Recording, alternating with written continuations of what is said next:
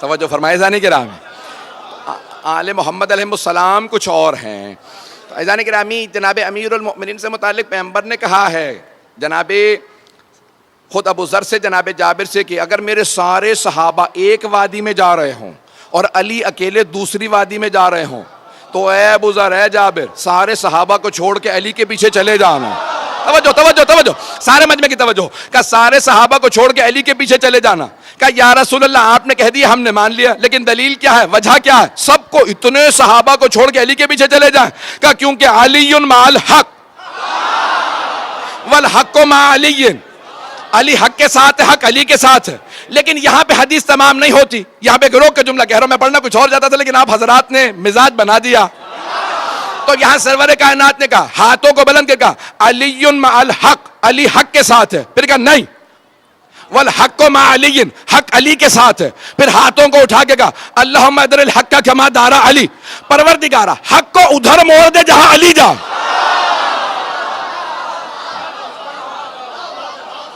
میں اپنے انداز سے کہوں، پیغمبر یہ فرما رہے ہیں، پروردگارا حق کو اتنا ادب سکھا دے وہ علی کی پیروی شروع کر دے۔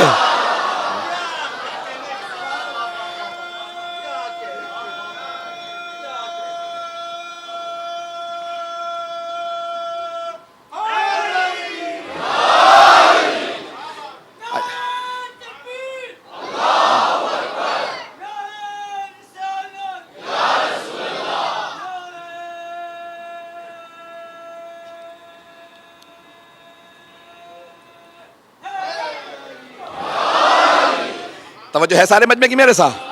تو تمام آسمانی کتابیں بتائیں گی کہ حق کس کے ساتھ ہے۔ عزیزان گرامی، کہ جب پیغمبر اسلام خود شام تشریف لے جا رہے تھے جناب ابو طالب کے ساتھ، تو ساری کی ساری ہماری دینیات کی کتابوں میں موجود ہے کہ سارے کے سارے وہاں جو پادری دیکھ رہے تھے، عیسائی تھے، وہ ایک مرتبہ جناب ابو طالب کے ساتھ سرور کائنات کو جب پہاڑوں سے اتر کے دمشق میں جا رہے تھے تو جیسے شام میں پہنچے تو انہوں نے فوراً جناب ابو طالب کو روکا، کہا ابو طالب، یہ جو آپ کے ساتھ 18 برس کا جوان ہے یہ کون ہے؟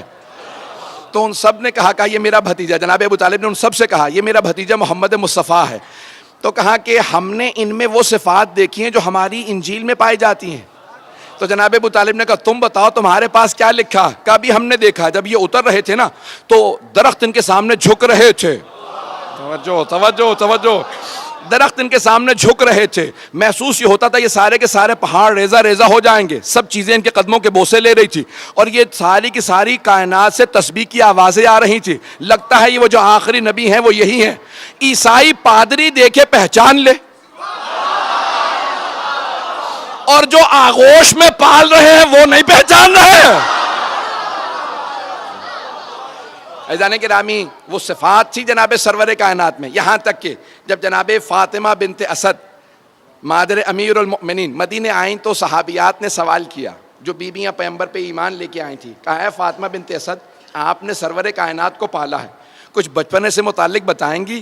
تو انہوں نے اتنے معجزات سنائے، میں صرف ایک معجزے کی طرف اشارہ کروں گا اگر سننا چاہیں گے سب حضرات، کہ دین حق کا جو پیشوا ہوگا اس میں صفات کیا ہونے چاہیے۔ تو کہا کہ رسول خدا کو بچپنے سے خرمے بہت پسند تھے، تو میں بہترین جو خرمے ہوتے تھے نا چن کے ان کے لیے رکھ دیتی تھی کہ جب گھر آئیں گے تو خرمے کھا لیں گے، کھجور کھا لیں گے۔ کہ ایک دن میری آنکھ لگ گئی، دوپہر کی گرمی تھی کیونکہ پیغمبر کو آنے میں دیر ہو گئی، تو جیسے ہی پیغمبر گھر آئے تو اچانک کچھ دیر بعد میری آنکھ کھلی، کہا رسول خدا کے آنے کا وقت ہو گیا، تو آپ نام لیتی تھی، کہا کہ بھی محمد کے آنے کا وقت ہو گیا۔ کہا میں اٹھی فوراً صحن میں گئی کہ میں خرمے جو پک جاتے تھے وہ گر جاتے تھے وہ جمع کر لوں اور دھو کے رکھ دوں۔ کہا جیسے میں اٹھی صحن میں گئی تو دیکھا کہ رسول خدا درخت کو اشارہ کر رہے ہیں کہ جھک جا۔ جیسے ہی وہ درخت جھکا تو آپ نے خرمے اتارے اور پھر کہا واپس چلا جا۔ توجہ توجہ۔ تو جناب فاطمہ بنت اسد نے کہا رسول خدا نے درخت کو اشارہ کیا، وہ جھک گیا، کہا پھر واپس چلا جا، واپس چلا گیا۔ جب 10 برس 9 برس کے سن میں پیغمبر کو پتا کہ میرے اشارے پہ درخت جھک جائے گا، تو جب 40 برس کے ہوں گے تو پتہ نہیں ہوگا میں اللہ کے رسول ہوں۔ پتہ نہیں بات پہنچ رہی ہے نہیں پہنچ رہی؟ عزیزان گرامی، جب سب جانتے ہیں یہ عام ہستی نہیں ہے، بڑی بڑی ہستیاں گواہی دے رہی ہیں، تو نشانیاں ساری کتابوں میں آتی رہیں گی اور وہ نشانیاں بتائیں گی کہ یہ رسول خدا اللہ کے رسول ہیں۔ نشانیاں بہت سی ہیں،